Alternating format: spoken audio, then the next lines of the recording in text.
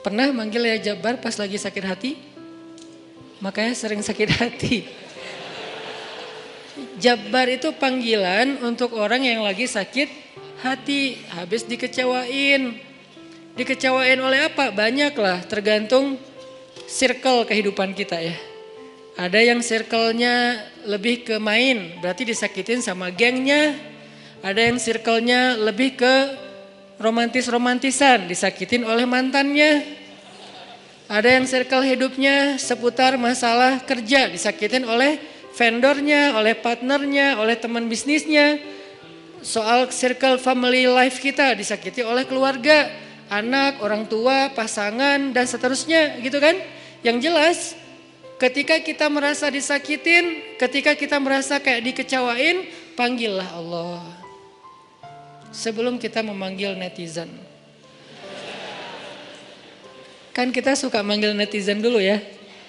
Posting, update status, story. Terus storynya tuh curhatnya minta respon lagi tuh. Dengan kasih polling lah. Dengan request lah gitu kan. Baiknya gue putusin apa enggak ya, request gitu. Semuanya putusin terus dia bingung. Gimana ya. Nah sebelum kita istisyarah kepada netizen. Karena netizen itu istisyarah. Bukan istifta, bukan istikharah. Yang paling tinggi itu kan derajatnya dari 3 level. Meminta pendapat, nomor 1 tuh istikharah. Minta pendapat Allah. Kedua istifta, minta pendapat ulama. Orang yang berilmu. Ketiga istisyarah, minta pendapat orang yang lebih bijak dan berpengalaman. Termasuk kepada teman kita atau followers kita atau geng kita, itu istisyarah. Sebelum kita istisyarah netizen, ya ayyuhal netizen, sebelum kita pakai kalimat itu, atau ya ustaz, bahkan sebelum ustaz, ya kiai, ya syekh, maka ya Allah. Panggil Allah Subhanahu wa ta'ala. Manggilnya gimana Ustadz? Salah satunya selain kata Allah pastinya, karena itu kalimat yang paling mulia, kita juga bisa manggil tematik. Ya Jabbar. Ya Jabbar itu bisa 2. Sebetulnya 3 maknanya Jabbar, tapi yang lebih common tuh 2. 1, dipanggil untuk masalah-masalah yang sifatnya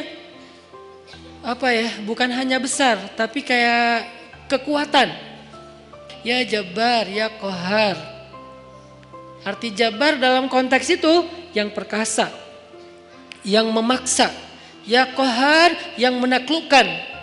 Sehingga dipakailah kalimat Jabbar, Qahar, Aziz, kan kata-kata yang nama-nama yang perkasa gitu. Untuk doa-doa yang sifatnya biasanya dipakainya dalam kondisi terzolimi. Ini doa-doa orang yang terzolimi. Kayaknya gak perlu dihafal juga sih. Bukan gak perlu dihafal, gak perlu dipakai. Kenapa? Berharap kita tidak mendoakan orang yang zolim. Kecuali yang dizolimi dalam urusan agama. Kalau dizolimi urusan pribadi sih, mending jangan mendoakan orang yang menzolimi. Kenapa? Rugi. Mending doain diri sendiri. Ketika kita punya kesempatan doa kita diijabah, jangan kasih doa itu untuk orang lain. Rugi, walaupun bentuknya mendoakan atas keburukan, tetap rugi. Mending kita pakai buat doain diri kita sendiri. Ya Allah, saya lagi dizolimin, mudah-mudahan. Nah gitu kan, berarti kan kita dapat kebaikan.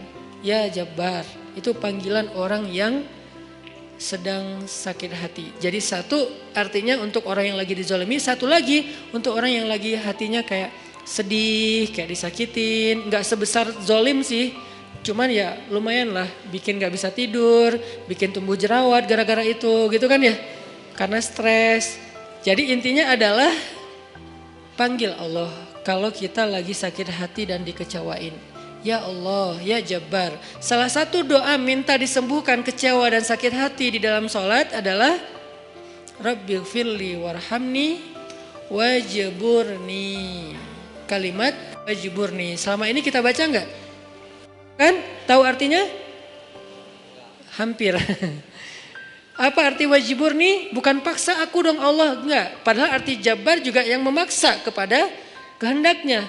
Tapi kalimat wajburni, makna Jabbar di sini makna yang ketiga di antara 3 makna Jabbar, yaitu yang mengobati sakit hati. Jadi ketika kita berdoa, Rabbighfirli, warhamni, wajburni, warfa'ni, warzukni, wahdini, wa'afini. Banyak banget ya. Luar biasa kita ya. Wajburni itu artinya kalau kita terjemahin, sembuhkanlah sakit hati saya. Atau bahasa lain juga bisa diterjemahin, hiburlah aku ya Allah. Aku lagi sedih nih.